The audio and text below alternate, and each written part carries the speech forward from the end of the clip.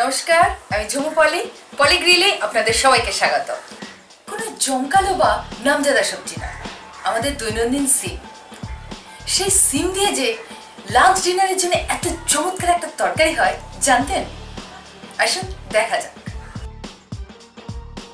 আমি নিচ্ছি 250 গ্রাম সিম। এভাবে দুটো সাইড একটু করে কেটে নিতে হবে।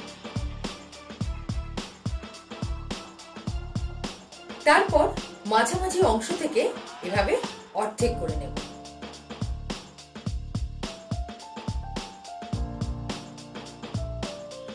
আজকে বানাচ্ছি শিম সর্ষে পোস্ত। ছোট্ট একটা প্রিপারেশন লাগে, দেখুন। একটা বাটিতে এবার নিয়ে নেব 1 টেবিল চামচ কালো সর্ষে, 1 টেবিল চামচ সাদা সর্ষে, 1 টেবিল চামচ পোস্ত, 1/2 কাপ জল ঢেলে 15-20 মিনিট ভিজিয়ে রাখতে হবে। 15-20 মিনিট পর এই ভেজানো সর্ষে পোস্ত বেটে ফাইন পেস্ট বানিয়ে নেব। এর সঙ্গে দিয়ে দেব 5-6টা কাঁচা লঙ্কা, তবে আপনি আপনার স্বাদ অনুযায়ী লঙ্কার পরিমাণ কম বেশি করে নেবেন। ব্যাস, আমার সর্ষে পোস্ত বাটা রেডি। এবার কড়াইতে 1 টেবিল চামচ সর্ষের তেল গরম করুন। অর্ধেক করে কেটে রাখা সিমগুলো গরম তেলে ছেড়ে দিন। 1/2 চামচ হলুদ গুঁড়ো আর 1/4 চামচ লবণ মিশিয়ে সিমগুলো ভালো করে ভেজে নিন।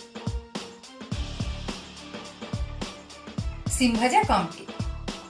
কড়াই থেকে তুলে আলাদা করে রাখুন।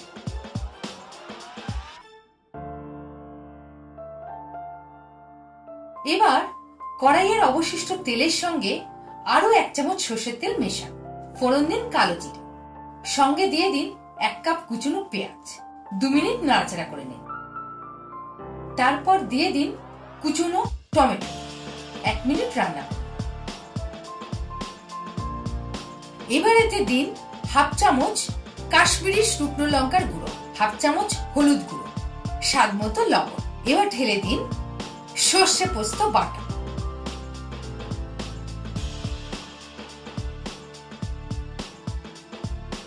ব্লেন্ডারে লেগে থাকা এই পেস্টটা নষ্ট করবেন না।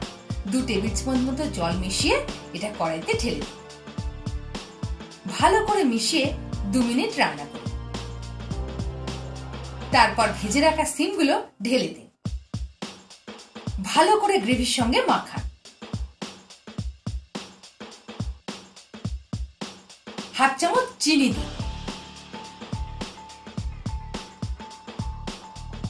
সবশেষে উপরে ছড়িয়ে দিন 1 চামচ সর্ষের তেল। ঢাকা দিয়ে কম আঁচে 5 মিনিট রান্না করুন। এবার দেখুন, চমৎকার সিম সর্ষে পোস্ত আপনার অপেক্ষা করছে।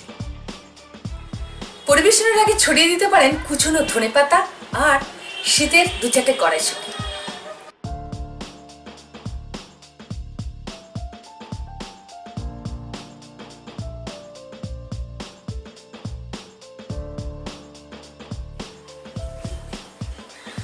আমরা সবাই জানি চীনা বামুনের পৈতে লাগে না।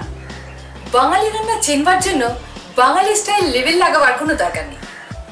বানিয়ে খেলে নিজেরাই বুঝতে পারবেন। সাবস্ক্রাইব করতে একদম ভুলবেন না। এরকম আরো অনেক রেসিপি নিয়ে আবার ফিরে আসবো।